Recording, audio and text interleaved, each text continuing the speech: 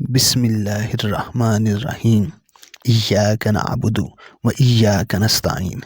زکوم، کیا کبھی زکوم کے درخت کے بارے میں سنا ہے؟ پروردگار قرآن مجید میں فرماتا ہے، اس کے خوشے شیاطین کے سروں جیسے ہیں۔ یہ درخت سعودیه کے شہر نجد کے شمال میں اگتا ہے۔ زکوم ایک درخت کا نام ہے جس کا مزہ بہت تلخ ہوتا ہے، بدبودار ہے اور توڑنے کی صورت میں دودھ جیسا رس نکلتا ہے۔ جسم کو لگ جائے تو ورم ہو جاتا ہے۔